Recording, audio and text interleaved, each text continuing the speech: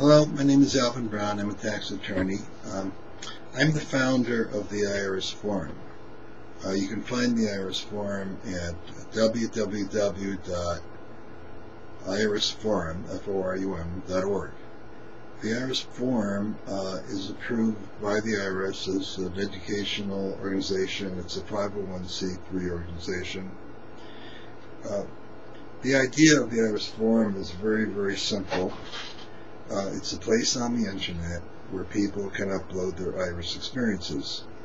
As it is now, the IRS can audit a person, they can do some bad things to people with tax liens and tax levies and garnishments. They can beat up taxpayers in every which way, and nobody knows about it. There's thousands and thousands of taxpayers who complain to their congressmen, their senators about the IRS. And I'm only talking about things that happen to taxpayers that I think are wrong or they perceive as wrong. The IRS Forum is a place that gives taxpayers a platform so that they can make their experiences visible to the public, to the media, to Congress. In other words, there is a law that prohibits the IRS from disclosing taxpayer information, so nobody knows what's going on. There's no effective IRS transparency, and frankly, there's no effective IRS oversight. They do what they do, and if it's bad, they get away with it for the most part. Taxpayers can voluntarily upload their IRS experience. Let's say, I'll give you one example.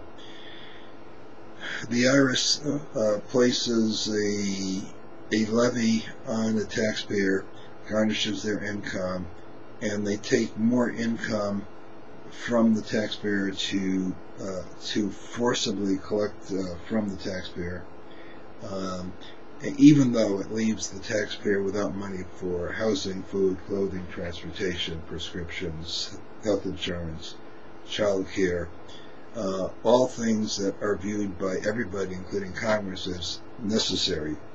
The IRS cannot levy a taxpayer if it creates an economic hardship. There's law that says so. However, they do that. As a matter of fact, there's almost no levy that I'm aware of in the hundreds that I deal with that isn't excessive. They always break the law with regard to that. The statute is 6343 of the Internal Revenue Code. It says they can't levy if it creates an economic hardship, but they do it. They do it all the time. So who can stop them? Well, the idea is if all the people with excessive levies upload that experience to the IRS Forum, there's a point at which the database will hit critical mass. Whether it's 100, 200, 1,000, or 3,000 abuses, eventually the media is going to pick it up as a story. If the media picks it up as a story, the public is going to know about it. If the public knows about it, there's stories about it, Congress is going to know about it. And if Congress knows about it, they can fix the problem. So this is one way to communicate to the Congress about what the IRS is doing. Also, even people who are not involved with the IRS, it's a place where they can learn about the IRS, learn about what's happening.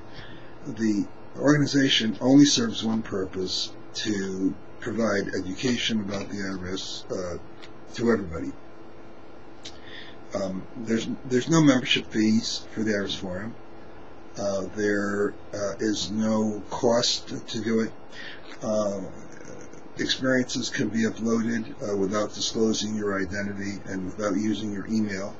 So the main point is that when you have a large database that grows and grows and grows, it becomes statistically significant, statistically important, and that data can be mined. And so the trends and the things about the IRS will be revealed from that data, and everybody benefits, including the Congress. The Congress has oversight responsibility over the IRS. So I think the IRS Forum is going to do an awful lot of good.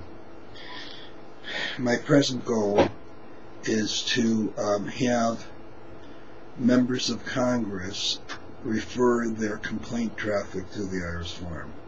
So we know, and I certainly know, that taxpayers who feel wronged by the IRS, they complain to the congressman, they complain to their senators, and if that complaint traffic is referred to the IRS Forum, then I think the IRS Forum can be a very effective and important organization that functions only on the internet.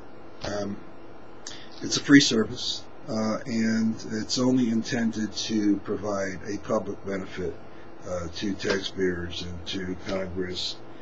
And it would give Congress a database for which to make determinations on tax legislation. So in the case that I gave you with regard to abuses of the power of the IRS to levy wages, the IRS can write some punishment rules for IRS personnel who do that. They can do something to make it to force the IRS into creating some objective standards before they levy salary. I'm not writing legislation. I'm not going to tell Congress what they can do to fix these various problems. It's up to the Congress. I just want this data to get to Congress so they can fix the problems.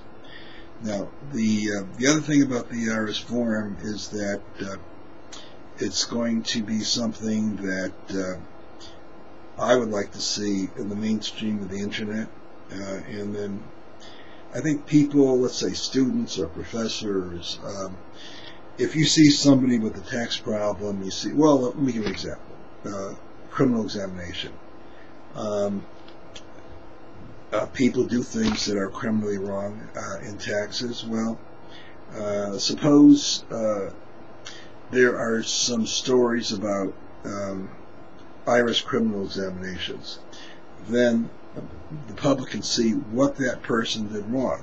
Certainly, if somebody is undergoing a criminal examination because they didn't keep good books and records, then that's important information. Somebody coming in and looking at the form who just wants to learn about the IRS rules, well, that, if the books and records got that person in trouble, I'm going to make sure my books and records are solid and good and current. If somebody gets into trouble because they didn't file tax returns, good. Then, we're going to educate the public about, what other people did wrong that's being fixed by the IRS. In any event, I am very interested in any comment you may have about the IRS Forum, any suggestion you make. It's a low-maintenance organization. My sense of it is that it will be supported by voluntary contributions. If it gets into the mainstream and there are, 1 million people looking at it, then I'm sure that some number of them will make contributions, keep supporting it. It's going to need editors. People are not necessarily good writers in terms of their own experiences, and they ramble. My sense of that is we can get editors to volunteer to assist in handling some of the submissions, and so I don't think that's going to be much of a cost. It's going to have some IT needs, and so perhaps we have to have an IT person, internet technology person, helping the forum. In any event, it's a low maintenance, and so I don't think money is going to be an issue for it in order for it to be very successful. My phone number, if you have any comment on this, is 703-425-1400. My extension is 106. My email address is ab@irstaxattorney.com, ab@irstaxattorney.com. And also, if you visit the forum, look at it, and have some comments, you can make some comments or suggestions for the forum. And I certainly invite everybody who has had an IRS experience to upload that experience to the forum. It's when people are part of a larger group that they are empowered. A single voice, a single tree falling the forest is meaningless, but when you're part of a large group, it's very, very significant. Thank you for listening, and I hope you use the forum and are educated by it. It's my contribution to the public. It's my gift. Thanks very much.